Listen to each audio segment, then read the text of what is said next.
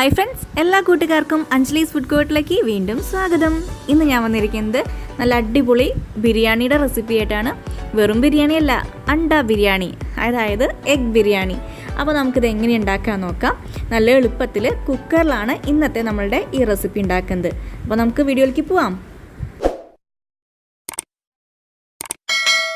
നമ്മളുടെ മുട്ട ബിരിയാണിക്കുള്ള മുട്ട പുഴുങ്ങി വെച്ചിരിക്കുകയാണ്. മുട്ട സാധാരണ പുഴുങ്ങുകയാണെങ്കിൽ വെറുതെ വെള്ളത്തിലിട്ടിട്ട് വേവിച്ചെടുക്കുകയാണ് ചെയ്യുക അല്ലേ. ഞാൻ കുക്കറിലാണ് പുഴുങ്ങിയെടുക്കുന്നത്. അപ്പോൾ കുക്കറിൽ പുഴുങ്ങിയെടുക്കുമ്പോൾ ഗുണം എന്താണെന്ന് വെച്ചിട്ടുണ്ടെങ്കിൽ പെട്ടെന്ന് തന്നെ നമുക്ക് തൊണ്ട് പോരും. അതെങ്ങനെയാണെന്ന് ചിലവർക്ക് അറിയുണ്ടാവില്ല. അപ്പം ഞാൻ പറഞ്ഞുതരാം. കുക്കറിൽ ഈ മുട്ട മുങ്ങി കിടക്കാവുന്ന രീതിയിലുള്ള വെള്ളം ഒഴിക്കുക, എന്നിട്ട് ഉപ്പിട്ടിട്ട് ഒരു വിസിലടിക്കുക, എന്നിട്ട് സിമ്മിൽ ഒരു 5 മിനിറ്റ് വെക്കുക. അപ്പോൾ ഇതൊക്കെ നമ്മുടെ മുട്ട വെന്ത് കിട്ടും.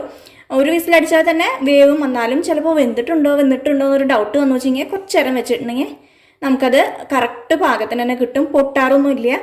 അതുപോലെ തന്നെ അങ്ങനെ സുഖമായിട്ട് തന്നെ നമുക്ക് തൊണ്ട് പൊളിച്ചിട്ട് അതിൻ്റെ മുകളിൽ ഇങ്ങനെ പറ്റി പിടിച്ചിരിക്കാറൊന്നും ഇല്ല കുക്കറിൽ മുട്ട പുഴുങ്ങിയെടുക്കുകയാണെങ്കിൽ കേട്ടോ. അപ്പോൾ ഞാനിവിടെ ആദ്യത്തെ പരിപാടി മുട്ട പുഴുങ്ങൽ കഴിഞ്ഞു. ഇനി നമുക്ക് അരിയിലേക്ക് കിടക്കാം. അരി നമുക്ക് 2.5 കപ്പാണ് എടുത്തിരിക്കുന്നത്. 2.5 കപ്പിലേക്ക് നമുക്കൊരു സാധാരണ 5.25 കപ്പൊക്കെ ഞാൻ വെള്ളം ഒഴിച്ചിട്ട് ആണ് കുക്കറിൽ വേവിക്കാറ്. അപ്പോൾ ഞാൻ കറക്റ്റ് പറഞ്ഞുതരാം കേട്ടോ വേവിക്കുന്ന സമയത്ത്. ഇനി ഇതൊന്ന് മുക്കി വെക്കട്ടെ. ഒരു 10 മിനിറ്റ് ഞാൻ വെള്ളത്തിൽ ഇങ്ങനെ കുതിർത്ത് വെക്കാറുണ്ട്. അതിന് ശേഷം നന്നായി 2, 3, 4 തവണ ഒക്കെ കഴുകിയിട്ടുണ്ടെങ്കിൽ അതിലുള്ള സ്റ്റാർച്ചൊക്കെ പോയി കിട്ടും. അപ്പോൾ ഇത് കുറച്ച് നേരം അങ്ങോട്ട് ഇരിക്കട്ടെ. ബിരിയാണിക്ക് മസാല ഉണ്ടാക്കണ്ടേ, മസാലയ്ക്ക് വേണ്ടിയിട്ടുള്ള ഐറ്റംസ് ആണ്. അതിനായിട്ട് ഞാൻ 2 വലിയ സവോള ഇതുപോലെ കട്ട് ചെയ്ത് വെച്ചിട്ടുണ്ട്, 2 പച്ചമുളക്, പിന്നെ ഇഞ്ചി ഇത്ര വേണ്ട, ഇഞ്ചി ഞാൻ ഇത്ര എടുക്കുള്ളൂ കേട്ടോ, അതിൻ്റെ നേർ പകുതി എടുക്കണുള്ളൂ. അപ്പോൾ ഇഞ്ചി, പിന്നെ 2 തക്കാളി, തക്കാളിയുടെ വലുപ്പം അനുസരിച്ചിട്ട് 2 or 3 എടുക്കുക, ചെറുതാണെങ്കിൽ 3 എടുക്കുക. പിന്നെ വേണ്ടത് നമ്മളുടെ വെളുത്തുള്ളിക്കും നല്ല വില കേട്ടോ. വെളുത്തുള്ളിയും ഒരു 8 അല്ലി 9 അല്ലി ഒരു 10 അല്ലിയോളം പോയാൽ മതി, അധികം എടുക്കണ്ട, ഇല്ലെങ്കിൽ ആ ഒരു കുത്തെടുക്കും, അതുകൊണ്ടാണ് പറയുന്നത്. അപ്പോൾ സവോള നമുക്ക് ഇതുപോലെ കട്ട് ചെയ്തിട്ട് കുറച്ച് ഇതൊന്ന് ഗാർണിഷ് ചെയ്യാൻ എടുക്കുന്നുണ്ട്. ഇതിന് ഇത്ര ഒരു പോർഷൻ മാത്രം ഗാർണിഷ് ചെയ്യാൻ എടുക്കുന്നുണ്ട് കേട്ടോ. പിന്നെ ഇതിൽ മസാല കൂട്ട് എന്ന് പറയുമ്പോൾ വേറെ ഇതിലേക്ക് ആഡ് ചെയ്യാൻ 2-3 സംഭവങ്ങളും കൂടി ഉണ്ട്. അത് ഞാൻ മസാല ആക്കണ സമയത്ത് പറഞ്ഞു തരാം. അപ്പോൾ ഇത്രയൊക്കെയാണ് നമുക്ക് നമ്മളുടെ ബിരിയാണിയിലേക്ക് ആവശ്യമുള്ള സംഭവങ്ങൾ. പിന്നെ നെയ്യും അതുപോലെ തന്നെ ഓൾ സ്പൈസസൊക്കെ ഇല്ല, നമ്മളുടെ പട്ട, കറിയാമ്പൂ, ഏലക്കായ, ആ ഐറ്റംസൊക്കെ ഞാൻ ഇടുന്ന സമയത്ത് പറഞ്ഞുതരാം കേട്ടോ. അപ്പോൾ ഇനി നമുക്ക് സ്റ്റാർട്ട് ചെയ്യാം, കുക്കിംഗ് തുടങ്ങാം. ആദ്യം നമുക്കിനി ചെയ്യേണ്ടത് എന്താണെന്ന് വെച്ചിട്ടുണ്ടെങ്കിൽ നമ്മുടെ കാഷ്നട്ടും കിസ്മിസൊക്കെ ഒന്ന് വറുത്തെടുക്കാം. കാഷ്നട്ട് മാത്രമാണെങ്കിൽ അങ്ങനെ, അല്ലെങ്കിൽ കിസ്മിസ് ഉണ്ടെങ്കിൽ അങ്ങനെ ഇട്ടോളൂ, കുഴപ്പമൊന്നുമില്ല. ഇതൊരു കുക്കർ ബിരിയാണി ആയ കാരണമാണ് ഞാൻ അത് അത്ര നിർബന്ധം പറയാത്തത്. അപ്പോൾ ആദ്യം നമുക്ക് ഒരു 2.5 ടീസ്പൂണോളം നെയ്യ് ചേർത്ത് കൊടുക്കാം. നെയ്യ് ഫ്രിഡ്ജിൽ വെച്ച കാരണം കട്ടായിട്ടിരിക്കുന്നുണ്ട്, വീഴണമില്ലല്ലോ. ഇട്ട് കൊടുക്കട്ടെ കേട്ടോ, എന്നിട്ട് കാണിച്ചതേ. ഞാൻ ഇത്ര കാഷ്നട്ട് എടുത്തിട്ടുണ്ട്. നമുക്ക് കുറച്ചൊന്ന് അതിലിട്ടിട്ടൊന്ന് അരയ്ക്കുകയും വേണം, നമ്മളുടെ മസാല ഉണ്ടാക്കുമല്ലോ അതിൽ. അപ്പോൾ അതിനും കൂടിയിട്ടുള്ളത് എടുത്തിട്ടുണ്ട് കേട്ടോ. നിങ്ങൾക്ക് ആവശ്യത്തിന് കൂട്ടുക കുറയ്ക്കുകയൊക്കെ ചെയ്യാം. ഒന്ന് ചുമന്ന് വരണം, അത് വരെ നമുക്ക് വെയിറ്റ് ചെയ്യാം. പെട്ടെന്ന് തന്നെ ആവും, കരിയിക്കാൻ നിൽക്കണ്ട, അപ്പോൾ ആ ടേസ്റ്റ് കിട്ടില്ല. ഇതൊന്നും ആയി തുടങ്ങിയിട്ടുണ്ട്. ഇതാവുന്നോട് കൂടി തന്നെ മുന്തിരിയും കുറച്ച് ചേർത്ത് കൊടുക്കുന്നുണ്ട്. ഇത് പെട്ടെന്നാവും, നന്നായിട്ട് തന്നെ ഇതിങ്ങനെ വീർത്ത് വരുമല്ലോ നമ്മുടെ മുന്തിരി. അതാവുമ്പോഴേക്കും നമ്മളുടെ കാഷ്നട്ടും കറക്റ്റ് പാകമായി വരും. കണ്ടില്ലേ, പെട്ടെന്ന് തന്നെ ആയി. ഇനി ഇത് നമുക്ക് വറുത്ത് മാറ്റാം. ഇല്ലെങ്കിൽ കളർ ചേഞ്ച് ആയാൽ ഞാൻ നേരത്തെ പറഞ്ഞ പോലെ എന്താകും, കഴിക്കാൻ ടേസ്റ്റ് ഉണ്ടാവില്ല. ഇനി ഇതിലേക്ക് നമ്മൾ കുറച്ച് സവോളയും കൂടി ഇട്ടിട്ട് ഗാർണിഷ് ചെയ്യാനുള്ള ഈ സംഭവങ്ങൾ അതും കൂടി ഇട്ടിട്ടൊന്ന് മൊരിയിപ്പിച്ചെടുക്കട്ടെ. ഇത് ഇത്ര എടുക്കണല്ലോ കേട്ടോ. ഇങ്ങനെ ഇട്ട് കൊടുത്ത വേഗമാവും. ഒന്ന് ഇളക്കിക്കൊള്ളാം. ഇത് 2-2.5 ടീസ്പൂണോളാണ് നമ്മൾ നെയ്യ് എടുത്തിട്ടുള്ളൂ, ഓയിൽ ചേർത്തിട്ടില്ല. ഇപ്പോൾ നെയ്യിൽ തന്നെ നമുക്ക് അധികം സവോളൊന്നും ഇല്ലല്ലോ, അപ്പോൾ പെട്ടെന്ന് തന്നെ അത്രയൊക്കെ മതി. ഇപ്പോൾ ഇത് ഏകദേശമായി. ഇതും വറുത്ത് കോരട്ടെ.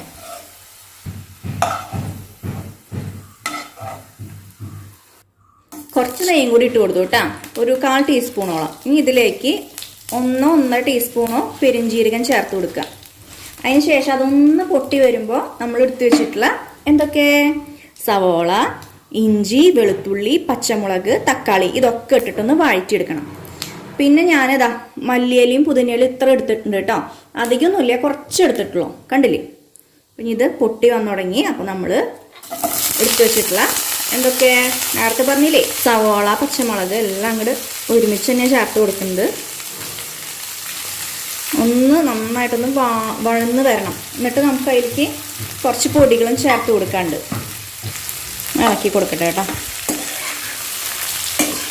ഇതിലേക്ക് ഇപ്പോൾ ഉപ്പ് വേണമെങ്കിൽ ചേർത്ത് കൊടുക്കാം, പെട്ടെന്ന് തന്നെ ആയി കിട്ടും. കുറച്ച് തീയൊക്കെ ഒന്ന് കൂട്ടി വെച്ചോളൂ. ആ നെയ്യിൽ തന്നെ കേട്ടോ, ഞാൻ ഓയിൽ എടുത്തിട്ടില്ല. ഓയിൽ ചേർക്കണമെന്നുണ്ടെങ്കിൽ ഓയിൽ ചേർത്ത് കൊടുത്തോളൂ, ആവശ്യത്തിനുള്ള ഇതൊക്കെ ഉണ്ട്. അപ്പോൾ ഇപ്പോൾ നമ്മൾ ടോട്ടലായിട്ട് ഒരു 3 ടീസ്പൂണോളം, ടീസ്പൂണാണ്, ടേബിൾ സ്പൂൺ അല്ല, ടീസ്പൂണോളം നെയ്യ് ചേർത്തിട്ടുണ്ട്. അതിൽ തന്നെ കിടന്നിട്ട് നന്നായിട്ട് വഴന്ന് കിട്ടിക്കോളൂ. അല്പം ഉപ്പും ചേർത്ത് കൊടുത്തു. അപ്പോൾ ഇതൊന്ന് വഴന്ന് വന്നു തുടങ്ങിയിട്ടുണ്ട്. ഈ ബിരിയാണിയൊക്കെ ഉണ്ടാക്കാൻ പറഞ്ഞതേ ഒരു ഹിന്ദിക്കാരി ചേച്ചി കേട്ടോ. ആ ചേച്ചി ഇങ്ങനെ കുക്കർ ബിരിയാണി ഉണ്ടാക്കിയിട്ടുണ്ടോ എന്നൊക്കെ ചോദിച്ചിട്ട് എൻ്റെ അടുത്ത്. ഞാൻ അങ്ങനെ ചാനൽ തുടങ്ങി എന്ന് പറയുന്ന സമയത്ത് ബാംഗ്ലൂരിലുള്ളപ്പോൾ, അപ്പോൾ ചേച്ചി എന്നിട്ട് പറഞ്ഞു ഇങ്ങനെ കുക്കറിൽ ഇങ്ങനെ ബിരിയാണി ഉണ്ടാക്കുമ്പോൾ ഇതുപോലൊക്കെ ചെയ്തു വെച്ചാൽ നല്ല ടേസ്റ്റാണ്, പിന്നെ നിങ്ങൾക്ക് ആവശ്യമുള്ള മസാലകൾ നിങ്ങളുടേതായ രീതിയിൽ മാറ്റി ചെയ്യാമല്ലോ എന്നൊക്കെ പറഞ്ഞിട്ടാണ്. അപ്പോൾ ഞാൻ വിചാരിച്ചു ഒന്ന് ട്രൈ ചെയ്ത് നോക്കിയാലോ എന്ന്. അപ്പോൾ ട്രൈ ചെയ്ത് നോക്കിയപ്പോൾ എല്ലാവർക്കും നല്ല ഇഷ്ടമായി. ഇവിടെ നാട്ടിൽ വന്ന സമയത്താണ് ഞാൻ ഉണ്ടാക്കിയത്, അതുപോലെ ഒരു ക്രിസ്മസ് ടൈമിൽ തന്നെ. അപ്പോൾ ഇത് എന്നിട്ട് ഈ റെസിപ്പി ഞാൻ ഇടണമെന്ന് വിചാരിച്ചു, പിന്നെ അതങ്ങനെ മറന്നു പോയതാണ്. അപ്പോൾ വീണ്ടും എൻ്റെ അടുത്ത് ചോദിച്ചപ്പോൾ ഇവിടെ ഹസ്ബൻഡ് പറഞ്ഞു കുറേ നാളായില്ലോ മുട്ട ബിരിയാണി വെച്ചിട്ട്, എഗ് ബിരിയാണി നമുക്ക് ഉണ്ടാക്കിക്കൂടെ എന്നൊക്കെ ചോദിച്ചു. അപ്പോഴാണ് എനിക്ക് ഈ സംഭവം നമ്മൾ വീഡിയോ ചെയ്തിട്ടില്ലല്ലോ എന്ന് ഓർമ്മ വന്നത്. അപ്പോൾ ഞാൻ ഇന്ന് സാറ്റർഡേ കേട്ടോ, ഇന്ന് ഉച്ചയ്ക്കാണ് പോകണ്ടോ ഹസ്ബൻഡിന്. അപ്പോൾ ഇന്ന് ഉച്ചയാകുമ്പോഴേക്കും ഉണ്ടാക്കാൻ പറ്റുമല്ലോ വെച്ചിട്ട് ഞാൻ തട്ടിക്കൂട്ടിയ ഒരു ബിരിയാണിയാണ്.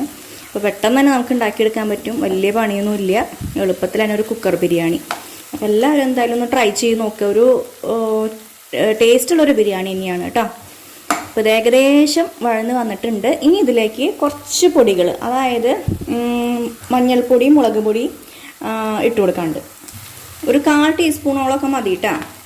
അപ്പോൾ അതിട്ട് കൊടുത്തു. ഇനി മുളക് പൊടി, കുരുമുളക് പൊടി ഇട്ട് കൊടുക്കാണ്ട്. നമ്മൾ ഓൾറെഡി പച്ചമുളക് ഇട്ടുണ്ട്, അപ്പോൾ അതിൻ്റെ എരിവിനനുസരിച്ച് ഈ മുളക് പൊടിയൊക്കെ ചേർത്താൽ മതി. ഞാൻ 1.5 ടീസ്പൂൺ ചേർത്ത് കൊടുക്കുന്നുണ്ട്. നിങ്ങൾക്ക് ഇതിൽ കൂട്ടാൻ കുറയ്ക്കൊക്കെ ചെയ്യാട്ടോ, എൻ്റെ ഒരു അളവാണ് പറഞ്ഞു തരുന്നത്. അപ്പോൾ നിങ്ങളുടേതായ രീതിയിൽ ഉപ്പും മുളകും ഒക്കെ കൂട്ടുക കുറയ്ക്കൊക്കെ ചെയ്യാം. കുരുമുളക് പൊടി 1/4 ടീസ്പൂണോളം മതി, അധികം ഇടണ്ട. പിന്നെ നിങ്ങൾക്ക് വേണമെന്നുണ്ടെങ്കിൽ ഗരം മസാല ചേർത്ത് കൊടുക്കുക. വേറെ മസാലപ്പൊടിയൊന്നും ചേർത്തിട്ടില്ല, അപ്പോൾ ഞാൻ ഗരം മസാല ഒരു 1/4 ടീസ്പൂണോളം ചേർത്ത് കൊടുക്കുന്നുണ്ട് കേട്ടോ. ഇതൊക്കെ ആയി, ഇതൊന്ന് മൂത്ത് വരട്ടെ. ഇതിൻ്റെ കൂടെ നമ്മൾ മല്ലിയിലയും പുതിനയിലയും ഇപ്പം ചേർത്ത് കൊടുക്കുക. അപ്പോൾ അതൊന്ന് വഴന്ന് കിട്ടും. പിന്നെ ചിലവർക്ക് ഈ മല്ലിയിലയും പുതിനയിലയും ഇങ്ങനെ കടിക്കാൻ കിട്ടുന്നത് ഇഷ്ടമില്ല. ഇവിടെ ഇഷ്ടമില്ല. നീ ഇങ്ങനെ ഇട്ട് കൊടുക്കുമ്പോൾ നമുക്ക് അതിൻ്റെ ടേസ്റ്റും കിട്ടും, ഇങ്ങനെ കടിക്കാൻ അങ്ങനെ അതിൽ കിടക്കൂല. അപ്പം അങ്ങനെ ഒരു ഗുണമുണ്ട്.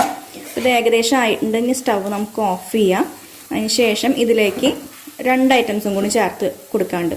വേറെ ഒന്നുമല്ല, നമ്മൾ നേരത്തെ വറുത്ത് വെച്ചിട്ടുള്ള കാഷ്യൂനട്ട് ഒരു 6-8 ചേർത്ത് കൊടുക്കുക കേട്ടോ.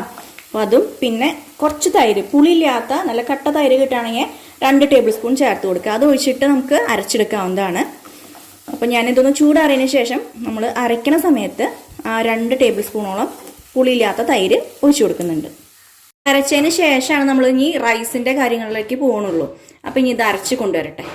നന്നായിട്ട് അരച്ചെടുത്തു. ഇനി നമുക്ക് ഇത് മസാല ആയിട്ട് റൈസൊക്കെ ആക്കി കിട്ടലും ബിരിയാണി ആക്കി എടുക്കാം. അപ്പോൾ ഇനി റൈസിൻ്റെ കാര്യത്തിലേക്ക് പോവാം. ഇപ്പോൾ കുക്കർ വെച്ചു. കുക്കറിൽ നെയ്യ് ആവശ്യത്തിന് ഒഴിച്ച് കൊടുത്തിട്ടുണ്ട്. നിങ്ങളുടെ ആവശ്യാനുസരണം കൂട്ടുക കുറച്ചൊക്കെ ചെയ്യാം. ഞാൻ നേരത്തെ പറഞ്ഞ പോലെ തന്നെ. അപ്പം ഞാൻ 1.5 ടേബിൾ സ്പൂണോളം നെയ്യ് ഒഴിച്ച് കൊടുത്തിട്ടുണ്ട്. ഇനി ഇതിലേക്ക് നമ്മൾ ചേർത്ത് കൊടുക്കാൻ പോകുന്നത് ഇതൊക്കെയാണ്. പട്ട, കരയാമ്പ്, ഏലക്കായ, ബേ ലീഫ് അതൊക്കെയാണ് ഇട്ട് കൊടുത്തിരിക്കുന്നത്. അതൊന്നും അതിന് ശേഷം നമുക്ക് നമ്മൾ എടുത്ത് വെച്ചിരിക്കുന്ന മസാലയില്ലേ അരച്ച് വെച്ചത്, അത് ഇതിലേക്ക് ചേർത്ത് കൊടുക്കാം. അപ്പോൾ ഇതൊന്നായിട്ടുണ്ട്. അപ്പോൾ നമ്മൾ പറഞ്ഞ പോലെ മസാല ചേർത്ത് കൊടുക്കുക.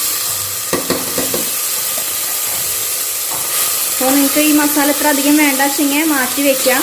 നമ്മൾ ചിക്കനും ഫിഷൊക്കെ ഫ്രൈ ചെയ്യണ സമയത്ത് ഈ ഒരു മസാല ചേർത്താലും നല്ലത് തന്നെയാണ്, നല്ല ടേസ്റ്റാണ്. ഇതായി നന്നായിട്ടൊന്ന് ഇളക്കി കൊടുക്കാം. ഈ എണ്ണ തെളിയണ വരെ ഒന്ന് ഇളക്കി കൊടുത്തോളൂ കേട്ടോ.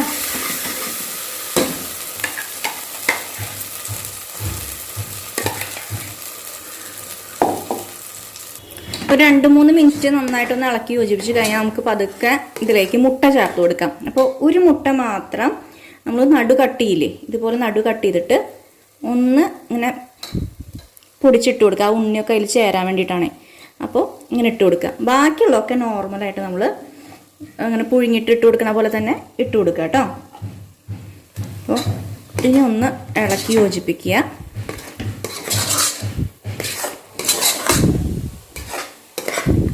അതിന് ശേഷം നമുക്ക് റൈസ് ഇട്ട് കൊടുക്കാം.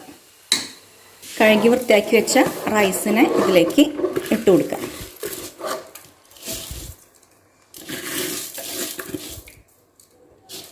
ഇതിൽ കുറച്ച് വെള്ളം ഉണ്ടായിരുന്നു, അപ്പോൾ അതിനനുസരിച്ചിട്ടാണ് ഞാൻ വെള്ളം ഒഴിക്കുന്നത്. അപ്പോൾ നമ്മളെടുത്ത അളവിൻ്റെ ഇരട്ടി വെള്ളമാണ് ശരിക്കും ഒഴിക്കേണ്ടത്. കുക്കറിലായ കാരണം ഒരു 1/4 ഭാഗം കുറച്ച് ഒഴിച്ചു കൊടുത്താൽ മതി.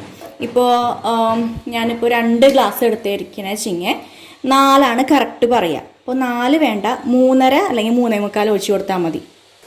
വെള്ളം സൂക്ഷിച്ച് ഒഴിച്ചു കൊടുക്കുക. ഇത് മിക്സിയുടെ ജാറ് കഴുകിയ വെള്ളം കേട്ടോ. അപ്പോൾ അതൊരു ഗ്ലാസ്. പിന്നെ അതിൽ 1 ഗ്ലാസ് കിടക്കുന്നുണ്ട്. പിന്നെ കുറച്ച് തേങ്ങാപ്പാൽ വേണമെങ്കിൽ ചേർത്ത് കൊടുക്കാം. നമ്മൾ ഈ വെള്ളമില്ലേ, വെള്ളത്തിന് പകരമായിട്ട് കേട്ടോ, അല്ലാണ്ട് വെള്ളവും തേങ്ങാപ്പാലും കൂടിയിട്ടല്ല. 1 ഗ്ലാസ് വെള്ളം കുറച്ചിട്ട് 1 ഗ്ലാസ് തേങ്ങാപ്പാൽ ഒഴിച്ചു കൊടുക്കുക. അങ്ങനെയാണെങ്കിൽ നല്ലത് തന്നെയാണ്, നല്ലൊരു ടേസ്റ്റ് കിട്ടും. ആ ഒരു റൈസും ഒക്കെ ഇങ്ങനെ അതിലിങ്ങനെ കൂടി ചേരുമ്പോഴേ നല്ല ടേസ്റ്റാണ്. അപ്പം ഞാൻ ഇപ്പോൾ 1 ഗ്ലാസ് തേങ്ങാപ്പാലും കൂടി ഒഴിച്ചു കൊടുക്കുന്നുണ്ട്. ഇതും കൂടി ചേർത്ത് കൊടുത്തു. ഇളക്കി മിക്സ് ചെയ്യാം.